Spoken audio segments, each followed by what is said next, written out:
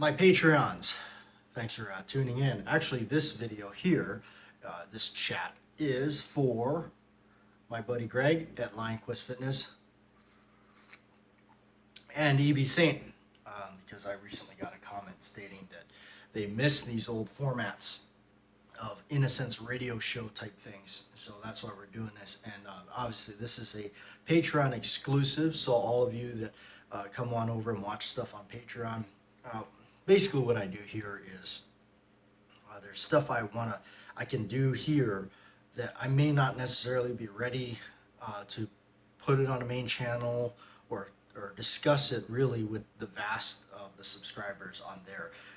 I know that everybody here that watches my stuff here are pretty hardcore followers. So, all right. So here we go. Let's break into it. I picked up something. Yes. I usually don't buy too much stuff these days unless, well, one, I sell a couple of things.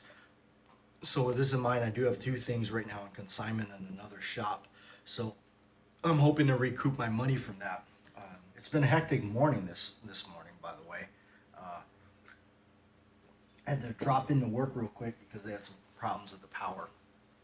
Speaking of power, okay, something is in this case that I have been wanting for a long time. I have sought after one of these for years.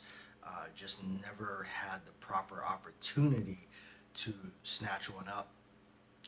Mainly because they're getting harder to find and they're getting very expensive. Without a doubt, they're very expensive and getting worse. So let's take a look at, I don't know if you'll be able to see that, but this is the original bag or zipper pouch, however you want to call it.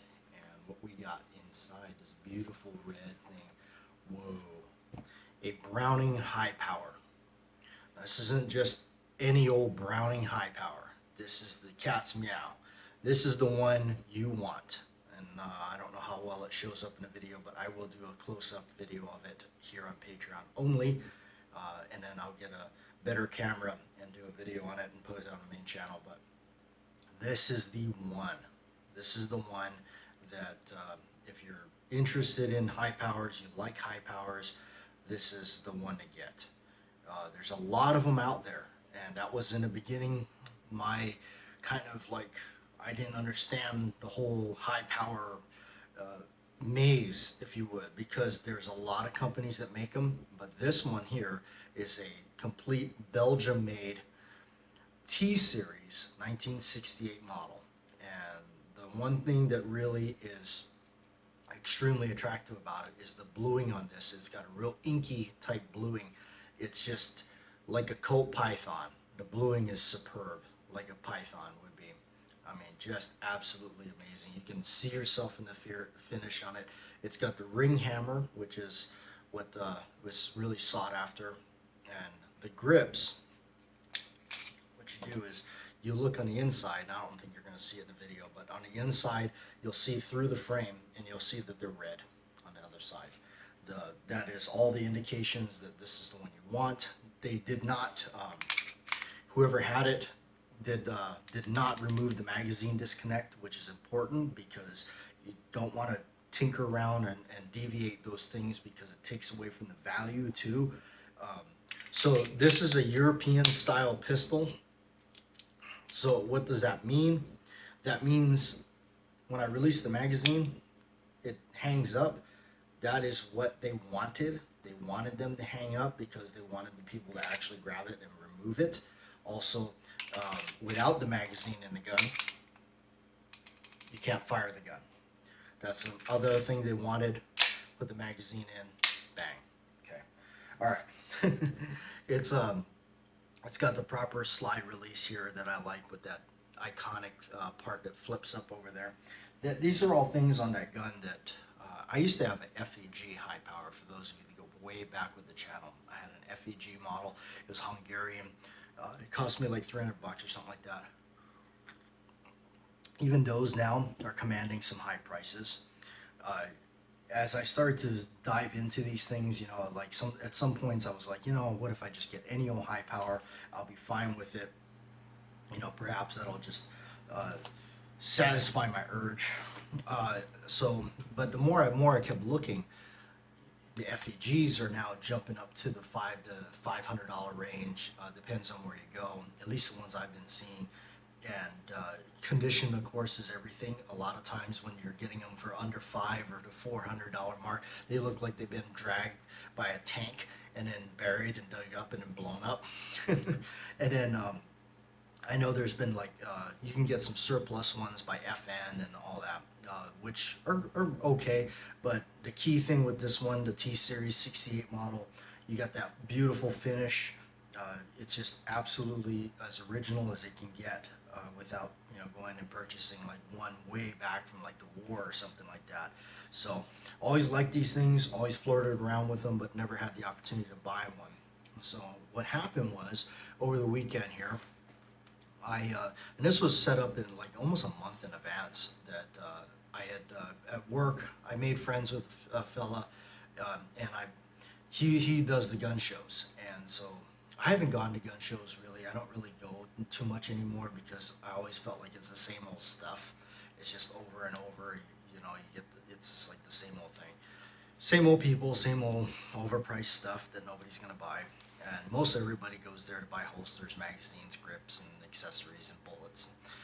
So this case, I went in there to help my friend, strictly to help him. I did not bring any money with me. I just went in there to help him out.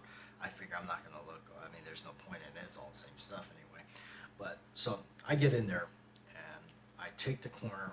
As I walk in there to the left, I see the table laying out, and I spot it from quite a ways away, right there. And this look right here was the look that I remember when I first saw one of these. And that was quite a few years ago, back when I first started buying stuff. So you're probably talking 7 or 8 years ago. And I spotted from a mile away. I tell you, my eyes just went like the real Cobra burnout. So I saw it there. Could not believe that's what I saw, and I thought, no. Walked by, saw the price tag, and I actually did not like faint because now I'll tell you a little bit about the prices on these things. Recently at my job, somebody had just transferred one in from Gunbroker. Okay, they paid $1,800 for it, including almost $100 for shipping because it had to be certified and insured. The transfer fee, which was $45. So you're talking this person paid damn near $2,000 for this thing. At that point, it might as well be $2,000. So, and then I've gone on Gunbroker, believe me, and I've looked and I've seen them in that price range. You're talking in that $1,800 range. Now, some of the ones that are a little lower, like you're talking 1,600. They've got like 20 something bidders on it. This is not something where people aren't bidding on them. They're bidding on them. Now, obviously, the people that are starting off their auction at $2,400 are not getting any bidders on it, not yet. So that's where it kind of sets the tone on the price on these things. So, and now, not to be confused, to be careful of when they say made in Belgium, on the other side it will say assembled in Portugal or something. Now, those are not the same class as these ones here. So anyway, walked by the table and I saw his price and I realized right away that, wow, that's actually, it was low enough. I mean, by any chance, it wasn't cheap. It was not cheap, and I'm not rich, and I mean, I have 2 guns right now on consignment at a shop, and I'm hoping to recoup that money pretty quick. But okay, so I know you're thinking, come on, Bat Jack, how much was it?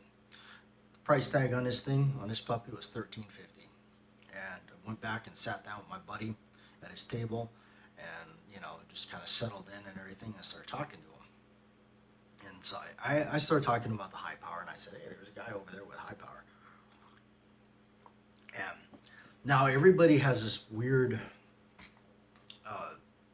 that's where it goes back to where, same with me, pricing.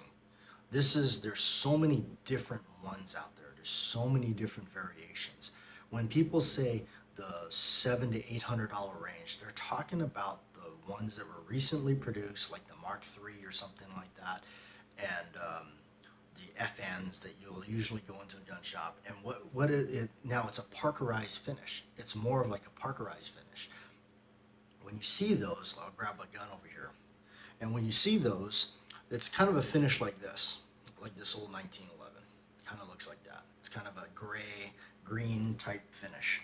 It's Parkerized. It's flat. It's kind of, as a buddy of mine said, it's kind of fuzzy finish. So, yeah, those are, you're talking the $600-700 range. Yeah, used, I seen one down at a local gun shop, $700. So, this one here, of course, different story. Now, it had a little bit of, it has some wear on it, a little bit, like it was carried in a holster or something like that, which actually, believe it or not, made me more interested in it. And I'll tell you why. Because prior to this, I was looking into the Tasas um, Turkish-made ones that they're recently making now. I'm late to the game because it apparently has been out for like a year, and now I can't get one, and I had trouble trying to locate one, so I've been trying to get one.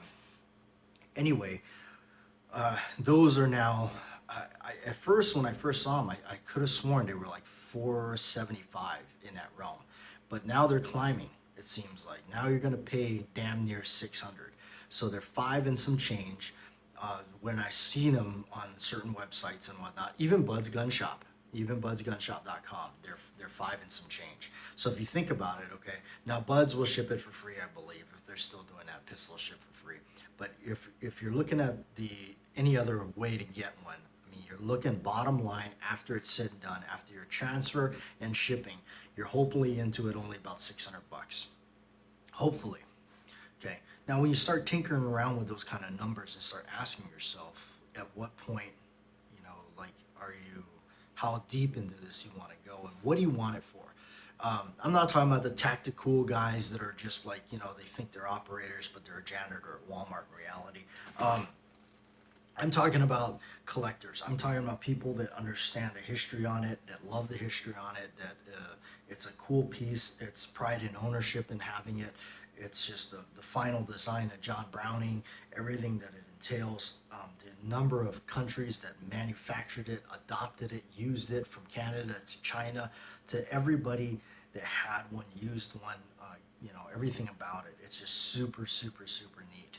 So this is the kind of stuff so back to the thing that it had a little bit of wear on it, because my original idea was to find one in perfect condition and keep it and put it in a safe, and then buy the Turkish one and shoot the Turkish one. But now this one, in a sense, it's the best of both worlds, because it's got a little wear on it. It doesn't detract it too much, but it also makes it where I have no problem running some rounds through it. I'm going to shoot it. Yep, I'm going to shoot this one. And I'm going to keep it nice and keep it clean, because in the end, I still feel like I bought it for a price that I can still sell it for more. I really do. I do highly believe it, because I'm seeing the auctions don't lie. That goes back to the old saying. What they're asking and what they're getting are two different things. They are getting prices upwards of the 15 for ones in this condition, 15 to 16. So let's go to the guy that was selling it. Here's the story time. So I'm sitting there and I'm stewing about this thing. Now, mind you, I didn't bring any money. So I'm kicking myself, thinking about it. And I know that, and what was the chances of me going to this gun show to help somebody out without the intention of buying anything? And what's laying there, the exact gun I want, the exact gun I've been obsessing about for months now, because it's been kind of getting more and more on my brain lately. So I've been really kind of like putting it out there, maybe. And I've been really wanting one lately, really bad, for a couple months now. So, what are the chances of it being there? And I tell you, it's amazing. It's really crazy. So I told my friend, I said, you know what? It was around lunchtime. I said, I'm going to the bank. I'm gonna get some money. And he goes, you really want that thing, don't you? He goes, you're worse than I am. I said, oh, you have no idea, pal. So I went to the bank. I picked up some money. I only picked up about 1,100 out of the bank, and so that's not chump change for me. Now, a little bit about this, and I don't need to justify myself, but I I work a lot, and I definitely I slave away. I get a decent check, uh, and I mostly the time I put half my check away in savings and use the other half to buy food and a bunch of junk food I don't need, and that's it. And DVDs and books and stuff like that. So I've been, that's mostly what I do. I have not actually spent any cash money really on anything for myself, big wise like this, nothing like that. So I went and got the 1,100, came back, and I'm still kicking around. I'm sticking around. I'm thinking about it, and I start talking to my friend and the guy that he's friends with over in the other table. It was kind of neat to see the gun show from a different perspective, like from the back, from the other side of the counter per se. And I was like asking him. I said, "Any tips you got for me to go over and haggle with this guy?" And he says, "Well," he goes, "I'll tell you one thing." He goes, and this is another seller that's a seasoned guy at the gun shows. Just met him, and he said, "I've been doing these a long time. Because one thing that I dislike as a seller is the minute somebody walks up to my item, they just look at it and they go, 'How low can you go? What's the best you can do?' Or what, give me." And it's like he said that that rubs him the wrong way. He always felt like if you're serious about it, throw the money down first. You make that first offer. If you want it for a lower price, you name your price, but name it in money, in cash. Now, I've always learned from a good buddy of mine named T over in Tennessee now. I've learned a lot of cool things about wheeling and dealing from my good buddy T, because you listen to those that are older than you, that have been around longer than you, something these millennials don't do. So I learned a lot from T because he used to work flea markets and stuff. And one thing I learned from him was you put money in the people's hands. The minute you put money into people's hands, they usually do the deal. And that has worked for me in many, many, many cases. I've done it so many times where I can't even count. And it's worked. And I've gotten away with stuff. So I walked over. I finally got the courage to walk over to this guy. Now, first thing when I met him, I introduced myself. I asked him his name. I asked him to tell me about the gun, what he knew. He kind of told me a little bit about it here and there. So this is a rapport. Number one, guys, when you're going to wheel and deal with somebody, get a relationship with them going. Don't just start talking about money and their item. Get a relationship with them. Start talking to them. Get a little bit about them, whatever. Start up a conversation. Become friends a little bit on a friendly level first. So I said, all right. I said, I'm a serious buyer of your T-Series there. So I put down 1,000 cash right there. I gave him $100 bills. And I put it in his hand. He's an old dude. He's pretty old. And he looks at it, looks at the money, fans it out, counts it a little bit. And he says, I appreciate the offer, but I have to decline. He handed it back to me. I was shocked. I could not believe that. So I went, all right. So I went back in my wallet, took out the last $100 bill I had, and I handed it back to him. I said, how about 1,100? And he said, that's a nice deposit, but I have to decline. He gave it back to me again. Unbelievable. I had to walk away. Because at that point, I'm like, you know what? That's just, I choked up. I just couldn't, do it. And it was quite obvious. The guy, definitely obvious. He had a lot more experience in wheeling and dealing than I did. So I learned something from him. That guy holds strong. That guy should be a poker player if he's not. So I walked back to the table and talking to Ted and stuff, and I was kicking tires, and I said, you know what, man? I said, this guy just won't. And he goes, yeah, well, he's like, he goes, if it's what nobody went and looked at it, by the way, none of these guys.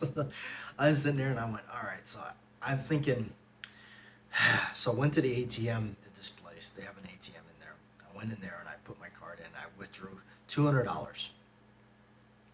So I'm like, okay, $200. Now I have 12. So I have, I'm trying to, now I have 1,300. So I'm still, I'm like thinking about it. I said, you know what, I better buy some food. I better buy some food. Get my head on straight here. So I go over to the little snack bar. I order a hot dog, and she goes up and she goes, she goes, we don't take cards. You have to pay in cash. I'm like, ah, crap. So I took out a 20 and paid her. Worst hot dog I ever ate in my life, by the way. Absolutely wretched. Felt like it was in a boiling water for hours, and it was just like falling apart, soggy, pale hot dog. Don't ever, I don't know. Worst hot dog I ever had. Seriously, at least the movie theaters, if you're gonna pay that kind of money for them, at least they're somewhat good. This was the worst hot dog I've ever had in my life. So I sit back down. I'm still kicking tires. I'm still like thinking about it. Right, it's on my brain. And then, of course, my friend that I'm helping, what does he do? He goes around. He goes, I'm gonna go walk around the gun show real quick. So he goes and walks around. Comes back with a rifle, and he goes, man. He goes, I've been looking for this rifle for years. He goes, I can't believe I actually found it. Now he goes, I had to buy it. Now I'm jealous. I'm jealous because here's a gun I've been looking for years, and it's right over there on the table, and I'm not budging because I can't. So what it boiled down to was, I said to myself, what if I go over and offer him 12? But I started thinking about it. I struck out with 1,000. I struck out with 11. This is going to be 3. I'm going to go to him now for the 3rd time. I feel like this is like the one-shot deal. Like, because this guy could very well say, you know what, screw off, get away from me. Stop insulting me, for say. Am I going to let $200 separate it? That chance. So I go back in my wallet, I'm counting out the money. But guess what? Because I bought a hot dog for $4. So what do I have in my wallet? I have $1,296.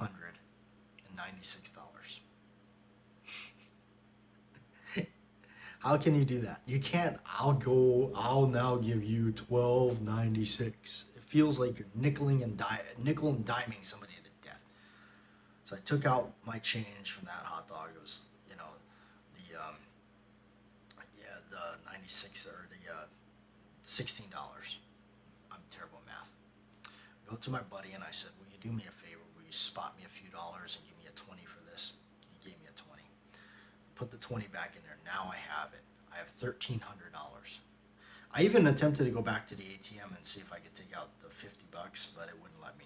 I was at my max. I think it's like $200. You can't take out any more than that. So I finally decided I'm going to pull the trigger on this, pun intended. I went over back to him and I said, I looked at him. I said, you still got it? He goes, it's still on that table. He goes, yep. He goes, And I said, all right.